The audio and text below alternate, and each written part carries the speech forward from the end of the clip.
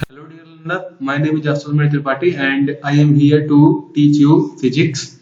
So we are starting from the class 10th NCERT, and we are focused to complete the entire course of board exam as well as for the competitive exam. If you are preparing for the board exam and competitive exam, then you may come on this channel and you may join the lecture series. So lecture will be in the English and Hindi. सो हम हिंदी और English दोनों में lecture को complete करेंगे.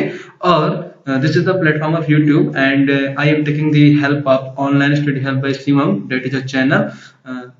Shivam sir always will be there with the subject of the physics chemistry, sorry, and I am covering the physics, and as well as we are coming with a new lecture series with the math.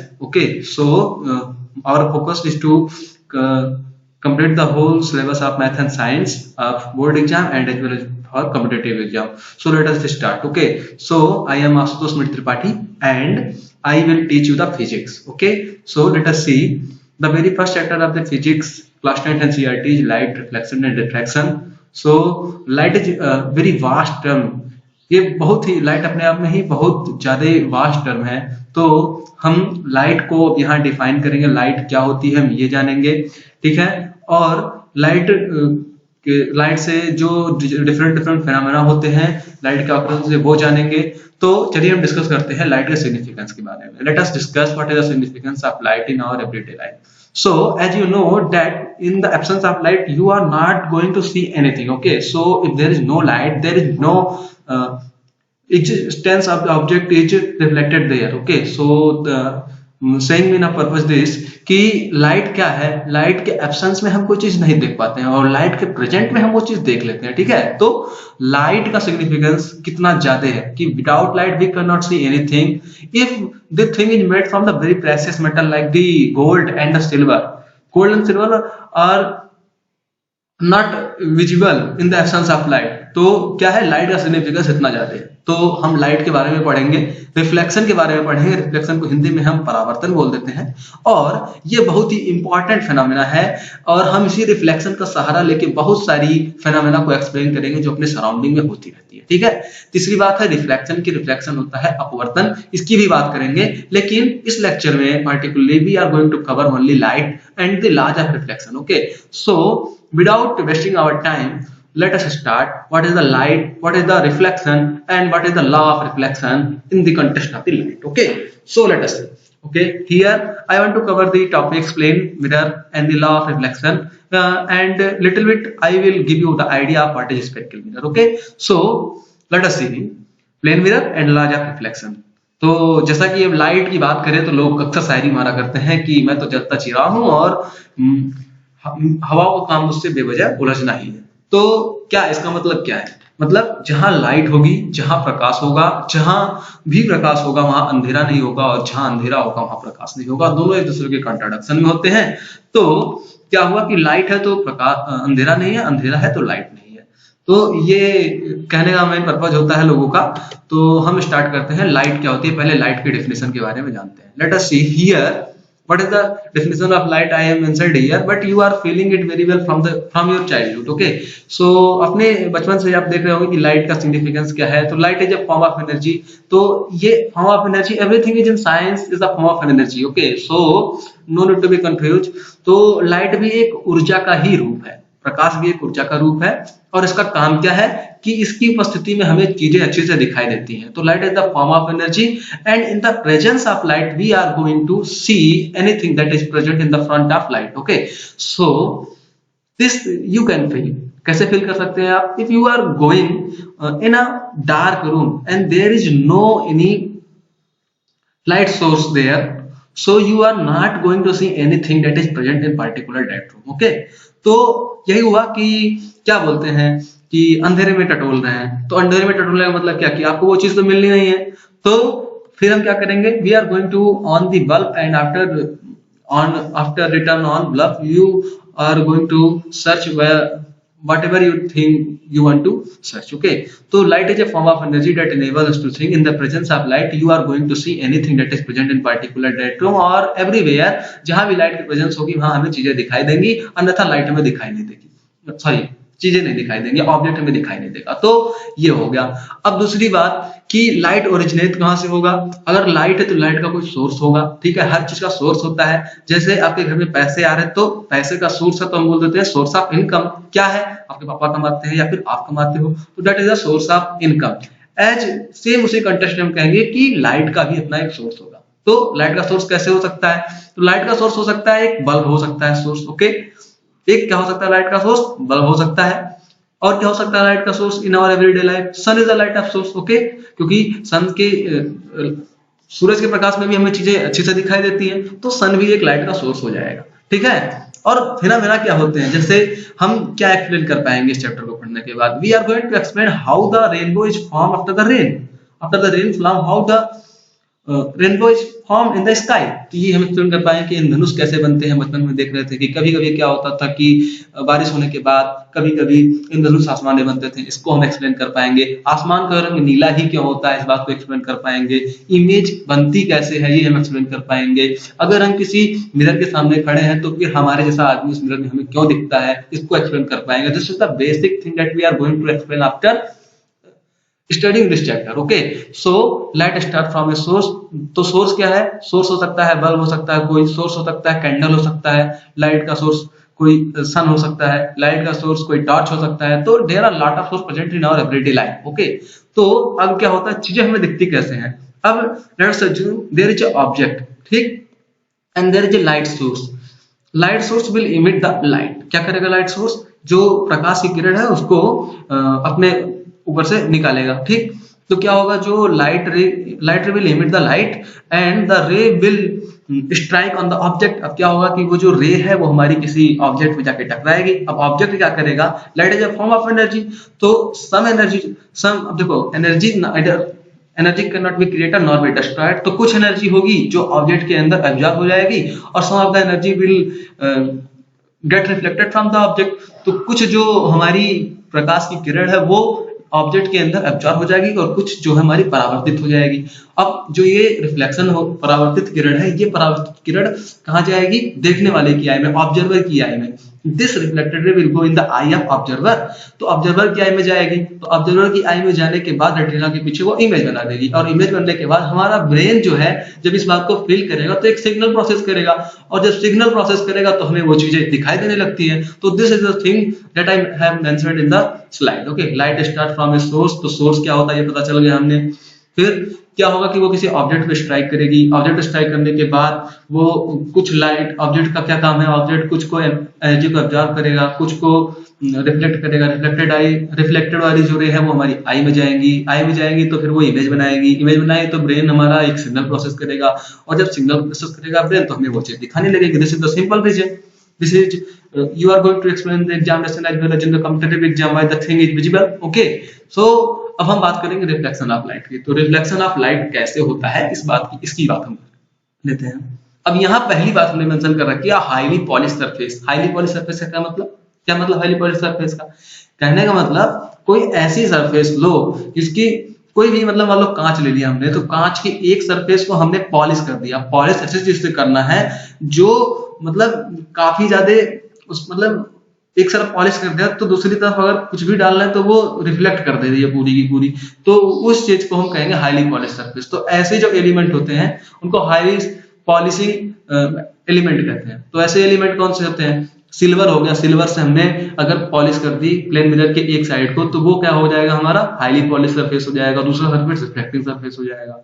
तो silver से कर देते हैं हम, silver nitrate से कर देते हैं, कभी कभी लेड ऑक्साइड से भी कर देते हैं। तो this is the polishing elements that we are using for the polishing the surface, ठीक है। जो पॉलिशिंग सरफेस, एक पॉलिशिंग सरफेस हो गई, और पॉलिशिंग सरफेस के अपोजिट वाली साइड जो होगी वो रिफ्लेक्टिंग सरफेस हो जाएगी। तो this is the polishing surface and this is the reflecting surface from which the incident ray is reflecting, okay। So a highly polished surface such as a mirror। अब mirror ही क्यों बोल रहे हैं, और भी चीजें तो हो सकती है, जैसे चम्मच ले लीजिए आप, स्पून ले लीजिए, स्पून कर्व होता है। अब आप क्या करोगे, कभी कभी आप देखोगे कि आपकी इमेज बनती है उसमें स्पून में, तो स्पून भी तो मिरर के ऐसा काम कर रहा है, ठीक है। तो इसलिए बोलना highly polish surface. Highly polish surface such as a mirror reflect most of the light falling on it. Plane mirror की बात करते हैं तो ज्यादा से ज्यादा लाइट वो रिफ्लेक्ट ही कर देता है, या फिर किसी भी मिरर की बात कर ले तो मिरर वो ज्यादा से ज्यादा एनर्जी को रिफ्लेक्ट कर देता है, 100% तो नहीं लेकिन ज्यादा मात्रा में एनर्जी को रिफ्लेक्ट कर देता है, ठीक है, रे को रिफ्लेक्ट कर देता है। अब हम बात करेंगे, let us recall what we have studied in the class 8th. So here I have mentioned that what is the law of reflection. Okay, so this law of reflection is the basic law of the light, that light will always allow light will always follow during the reflection. Okay, so पहला वाला जो बात है, पहला इसमें क्या है कि the angle of incidence is equal to the angle of reflection. So this is the new term that we are going to hear here. तो हम क्या करेंगे, अब इसको डिफाइन करते हैं, what is the angle of incidence. Let us see this is the plane mirror, ठीक है। अब इसमें हमने पॉलिशिंग नहीं कर रखी है, यहाँ पॉलिशिंग कर रखी है, ठीक है। अब यहाँ पर देखो, ये जो सामने वाली सरफेस है ये रिफ्लेक्टिंग सरफेस है, ब्लैक वाली, ठीक। इसके पीछे जो हमने पॉलिशिंग कर रखी है, ये पॉलिशिंग एलिमेंट क्या हो सकता है, सिल्वर हो सकता है, सिल्वर नाइट्रेट हो सकता है, और लेड डाइऑक्साइड हो सकता है, पीबीओ2 हो सकता है, ठीक है। तो इससे हमने पॉलिश कर रखी है, रिफ्लेक्टिंग सरफेस है। तो रिफ्लेक्टिंग सरफेस की तरफ जो रे आएगी उसको हम बोल देते हैं इंसिडेंट रे। ये देखिए आपको एनिमेशन में दिख रहा होगा कि ये लाइट का सोर्स है, कोई टच है, यहाँ से क्या है, लाइट रे आ रही है। अब लाइट रे जब आ रही है किसकी तरफ, रिफ्लेक्टिंग सरफेस की तरफ, इसको बोल देना है incident ray. This is the incident रे which is occurring towards the reflecting surface, ठीक है। उसके बाद रिफ्लेक्टिंग सरफेस पे आ रही है तो किसी ना किसी बिंदु पे, किसी ना किसी पॉइंट पे स्ट्राइक करेगी। तो ये जो स्ट्राइकिंग पॉइंट है बेसिकली, इसको हमने बोल दिया पॉइंट ऑफ इंसिडेंस, ठीक है। अब इस पॉइंट ऑफ इंसिडेंस से एक रे रिफ्लेक्ट भी होगी, क्योंकि कुछ एनर्जी तो ऑब्जर्व कर लेगा, कुछ को रिफ्लेक्ट करेगा। जो एनर्जी रिफ्लेक्ट हुई, जो रे रिफ्लेक्ट, उसको हमने बोल दिया reflected ray. Here you can say that the रे which is occurring toward the reflecting surface, जो कि परावर्तन सतह की तरफ आ रही है, ठीक है, उसको हमने क्या बोल दिया, आपतित किरण, इंसिडेंट रे बोल दिया। उसके बाद जिस पॉइंट पे ये इंसिडेंट रे या फिर आपतित किरण इस पे टकराई रिफ्लेक्टिंग सरफेस पे, परावर्तित सतह पे, उस सतह से जिस सतह पे, जिस बिंदु पे टकराई, उस बिंदु को हमने बोल दिया आपतन बिंदु या फिर पॉइंट ऑफ इंसिडेंस। और उसी बिंदु से एक रे रिफ्लेक्ट भी होती है, इसको रिफ्लेक्टेड रे हमने बोल दिया, परावर्तित किरण बोल दिया, ठीक है। अब हम बात करेंगे नॉर्मल की, बात नॉर्मल। तो perpendicular drawn on the point of incidence is basically known as the normal, ठीक। तो नॉर्मल क्या होगा हमारा, ये जो पॉइंट ऑफ इंसिडेंस है, इस पॉइंट ऑफ इंसिडेंस पे हमने एक परपेंडिकुलर ड्रॉ किया with respect to the reflecting surface, this is basically known as the normal. Okay, so normal is always drawn with respect to the reflecting surface, not with respect to the incident ray and not with respect to the reflected ray. Okay, so this is the normal.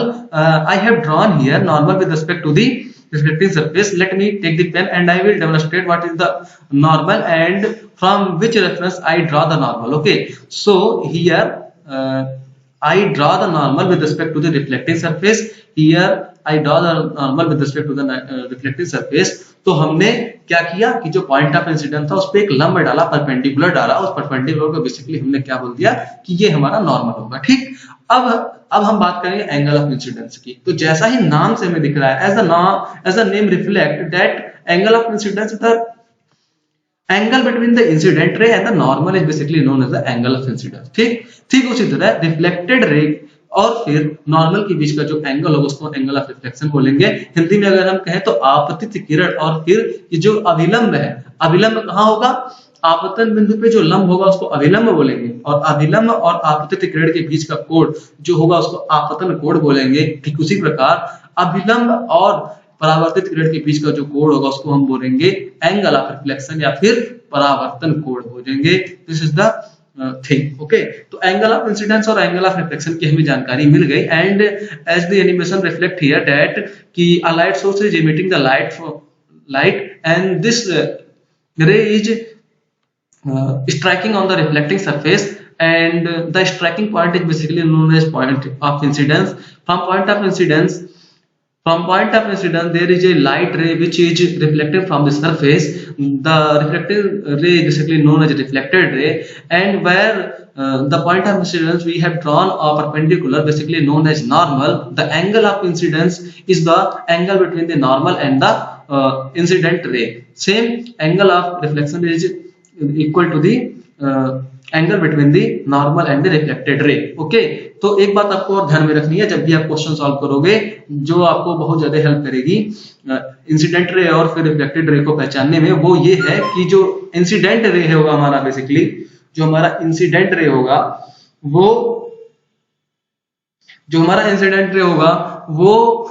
Towards the reflecting surface होगा, उसका arrow towards the reflecting surface होगा, और reflected ray क्या होगा, from the reflecting surface होगा, reflecting surface से दूर की तरफ दिखाया जाएगा एरो। ओके, तो ये बात हमने डिस्कस कर ली।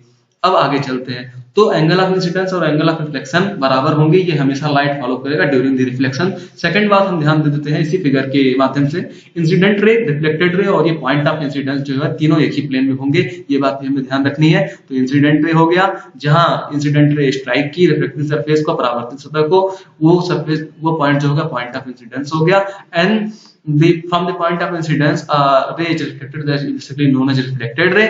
तो incident ray, point of incidence और रिफ्लेक्टेड रे तीनों एक ही प्लेन में होंगे, या फिर हिंदी में बोलते हैं तीनों एक ही कागज के तल में होंगे। वो कागज का तल कौन सा होगा, रिफ्लेक्टिंग सरफेस का होगा। तो the incident ray the normal to the mirror at the point of incidence and the reflected ray all lie in the same plane। okay, so अब आगे चलते हैं, आगे की स्लाइड में देखते हैं। अब ये बात है कि अब इस लॉ की एप्लीकेबिलिटी भी जान लेते हैं कि ये कहाँ एप्लीकेबल होगा। तो this law is applicable in all the phenomena where the reflection occurred. Okay, तो आप डेफिनेटली कह सकते हो कि this law of reflection are applicable to all type of reflecting surface including spherical surface. ठीक है, चाहे स्फेरिकल सरफेस है फिर प्लेन सरफेस हो, अगर रिफ्लेक्शन की क्रिया वहां हो रही है, रिफ्लेक्शन की प्रक्रिया हो रही है, परावर्तन की प्रक्रिया हो रही है, तो ये लॉ एप्लीकेबल होगा। You can apply the law without any doubt. Okay, so ये बात हो गई। अब आगे बात कर लेते हैं प्लेन मिरर के केस में कि जो हमारा इमेज बनेगा वो कैसा होगा, उसकी नेचर क्या होगी, उसकी साइज क्या होगी with respect to the object, वो कितने डिस्टेंस से बनेगा प्लेन मिरर के, ये सारी बात हम डिस्कस कर लेते हैं।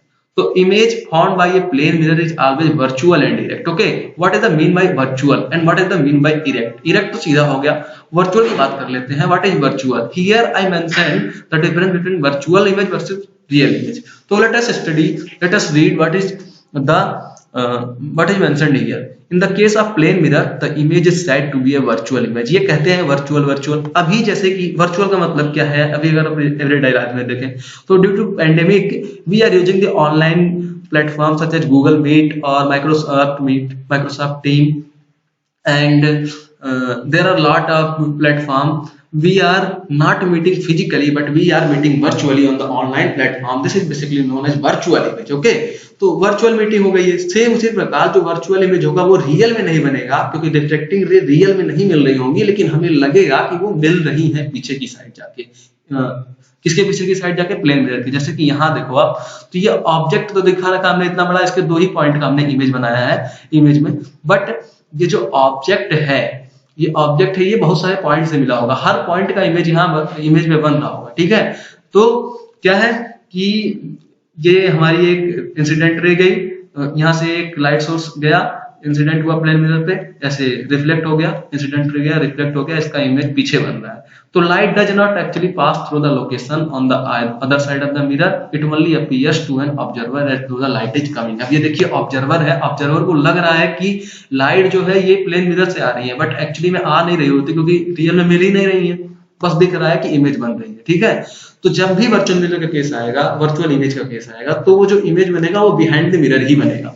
तो पहली बात हमने जान दिया कि प्लेन मिरर केस में इमेज कैसा होगा, वर्चुअल होगा, रियल में रिफ्लेक्टिंग रे नहीं मिलेंगी, और इरेक्ट होगा, सीधा होगा। सेकंड बात, the size of the image is equal to that of the object. You have to remember this, you are going to prove this in your higher class, so for the time being you have to remember this कि object की जो size होगी same image की size के बराबर ही होगी, always in the case of plane mirror. Third बात कर लेते हैं, the image formed is as far behind the as the object is in front of it. क्या है कि प्लेन मिरर से ऑब्जेक्ट जितनी डिस्टेंस पे होगा सेम डिस्टेंस पे हमारा इमेज भी बनेगा।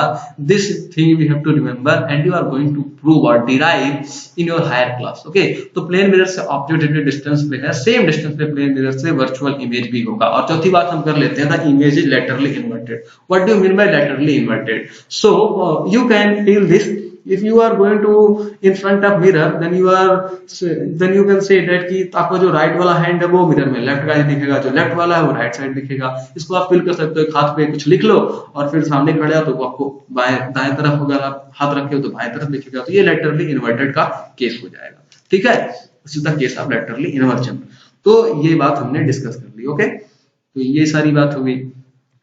अब ये सारी बात करने के बाद हम आपकी अंडरस्टैंडिंग को चेक करने के लिए कुछ क्वेश्चन दे रहे हैं। तो you have to focus on this question and you have to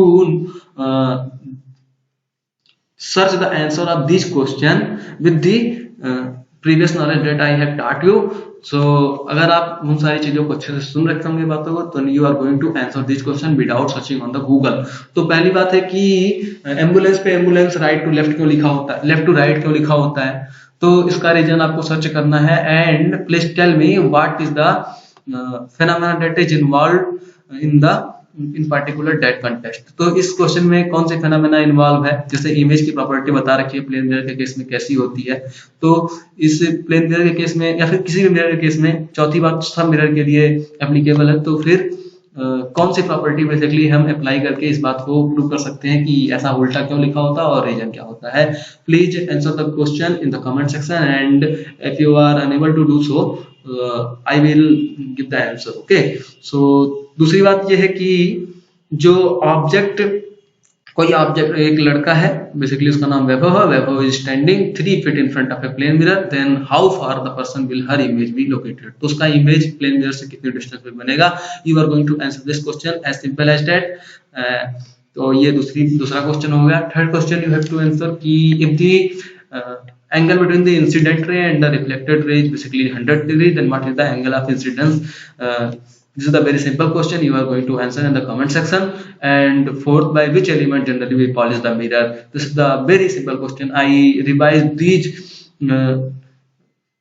this thing 3-4 times, so you have to focus on this and please comment the thing, comment the answer, okay. So thank you, and please like the video if you like, and please share the video with your friend.